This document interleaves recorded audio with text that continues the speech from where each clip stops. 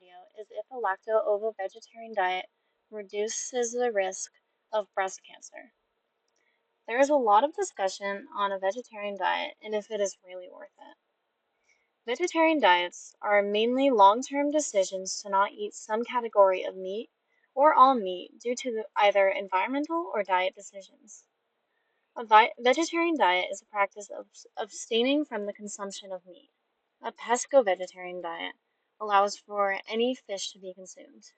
An ovo-vegetarian diet is one that allows only whole eggs, egg whites, and egg-containing foods such as mayonnaise and egg noodles. A lacto-vegetarian diet includes a diet that allows certain dairy products such as yogurt, milk, and cheese. A lacto-ovo-vegetarian diet is one that allows both eggs and milk. We will mainly be discussing the benefits of the lacto-ovo-vegetarian diet because it includes the same benefits of both the ovo and the lacto diet as well. About 5% of all Americans use the vegetarian diet. There are two main reasons that people do not practice a vegetarian diet. One, especially in America, is that many people do not believe that not consuming any meat is worth the effort if there are no known health benefits. And there are many people who do not believe one person can make that much of a difference on the environment. The other reason that many people do not practice a vegetarian diet is that there is a risk factor for not getting enough nutrients. The first two reasons are not true at all. And the last reason, there are a lot of other health benefits that do not include not getting enough nutrients, that outweigh not getting enough nutrients, because a healthy diet is one that does contain all of those, even with a vegetarian diet. Although there is a risk factor of this, there are much more possible benefits of not consuming meat. These benefits include a lower risk of chronic disease, it can lower one's cholesterol, it assists in weight loss, it improves gut health, it allows for many antioxidants, and lastly, it assists in the prevention of cancer. Cancer is the leading cause of death worldwide and in the United Kingdom. Nearly 40% of all cancer cases are preventable. Breast cancer is the most common cancer in women, but is the second leading cause of death in women with lung cancer being the top. Breast cancer primarily affects women, but it can be diagnosed in men as well. Risk factors include genetics, family history, age, alcohol consumption, and poor diet. We will now examine 3 different studies to determine if a vegetarian diet really does have an impact on breast cancer risk. The first study we are going to look at is a prospective study of vegetarianism and isoflavone intake in relation to breast cancer risk in British women.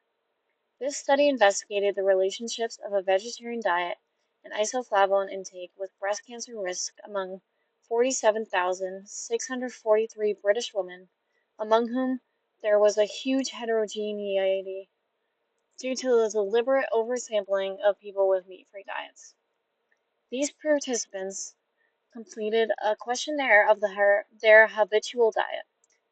These participants' isoflavone intake as well as soy consumption was taken into account with the food frequency questionnaire. In the 7.4 years after the first questionnaire, there were 585 breast cancer cases. It was found that 31% of the population were vegetarian. And relative to the non-vegetarians, the multivariable hazard ratio was 0.91. There was also no significant associations among pre- and postmenopausal women in this study.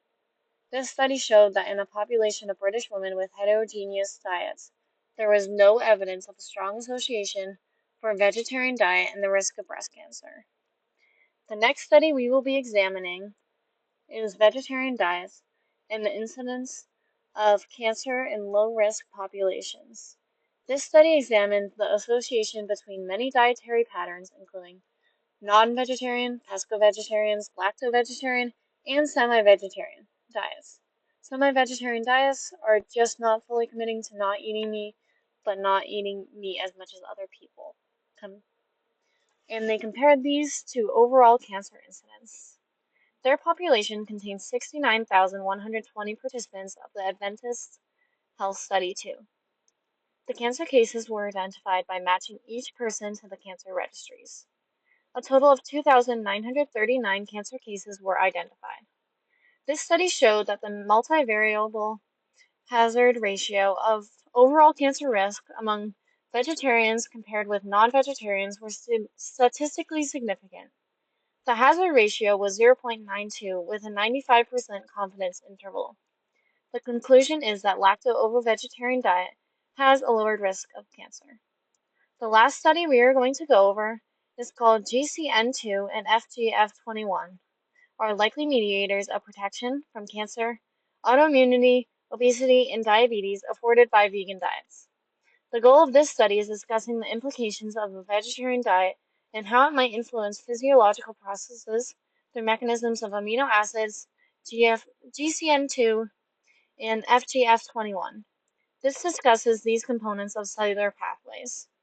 GCN2 is a physiological detector of an essential amino acid paucity with the liver, which results in the production of fibroblast growth factor 21. FGF21 is a stimulatory effect of growth hormone on hepatic IGF-I production, therefore resulting in the downward regulation of plasma IGF-I observed in diet that does not have meat. This study observed GCN2 and FGF21 levels in people with a vegetarian diet and without. They found that although a protein-reduced diet has been shown to decrease plasma IGF levels by 30% in human volunteers, they found that FGF21 tend to be higher in people and in mice with obesity, which is odd, but may be due to the fact that increased fatty acid exposure to induce FGF21 expression. So the real question is there really an impact on breast cancer in a vegetarian diet? I believe in a lacto-ovo-vegetarian diet does have an impact on the risk of breast cancer, mainly due to the fact that it lowers body weight and obesity rate and cholesterol. There are many benefits to practicing a vegetarian diet, and there should be more people who are more cautious about their meat intake because diet plays a crucial role in lowering breast cancer risk as well as in many other risks for health concerns.